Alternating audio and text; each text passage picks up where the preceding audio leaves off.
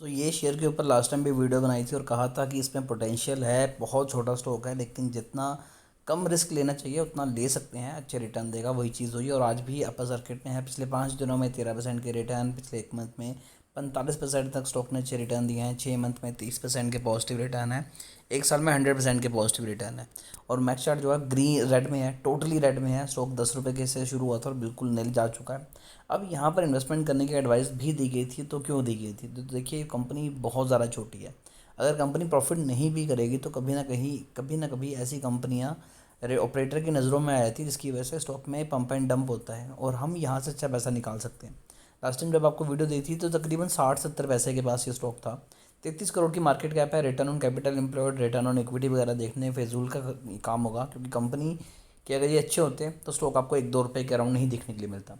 अब यहाँ पर प्रमोटर होल्डिंग की बात की जाए तो 51% है, जिसमें से 90% जो शेयर्स हैं वो प्लेज हैं, कोई भी प्रमोटर होल्डिंग में चेंजेस नहीं है। सेल्स 93% डाउन हुई है, प्रॉफिट 5% डाउन हुआ है और 4% की यहाँ पर एफ ने होल्डिंग बना के रखी है और तो 1500% की यहाँ पर रिजर्व में नेगेटिव दिखा रहा है, जो कि 413 करोड़ का कर्जा भी है।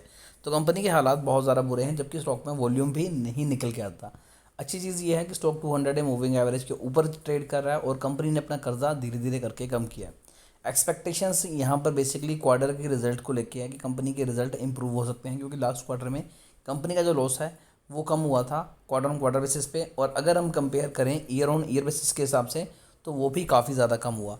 96 करोड़ का लॉस था पिछले साल क्वार्टर 3 में, जो कि इस क्वार्टर में यानी कि पिछले क्वार्टर में 76 करोड़ रह गया, तो ये कम हुआ। और लास्ट क्वार्टर सेकंड क्वार्टर में कंपनी का जो लॉस है तकरीबन 1 करोड़ के आसपास था, तो वहाँ से भी कंपनी ने काफ़ी इंप्रूव किया।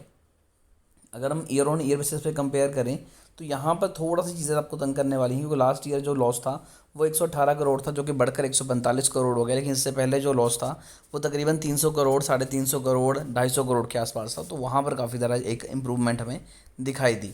अगर मैं यहाँ पर प्रमोटर होल्डिंग की बात करता हूँ तो प्रमोटर होल्डिंग तकरीबन 61.16% के अराउंड ही चली हुई है पिछले 4-5 सालों से। और एफ की होल्डिंग पिछले कुछ सालों में 4.08 है, जो कि अभी भी इतनी है। और पब्लिक की भी होल्डिंग ज़्यादा चेंज नहीं हुई है। लेकिन जिस हिसाब से स्टॉक में वॉल्यूम बढ़ रहा है और साथ ही साथ यहाँ पर लगातार अपर सर्किट लग रहे हैं, तो एक चीज़ क्लियर हो जाएगी कि इस हिसाब से रिटेल इन्वेस्टर का ज़्यादा ध्यान इस स्टॉक की तरफ जाएगा और उसके बाद यहाँ पर आपको अच्छी खासी बाइंग देखने के लिए मिल सकती है।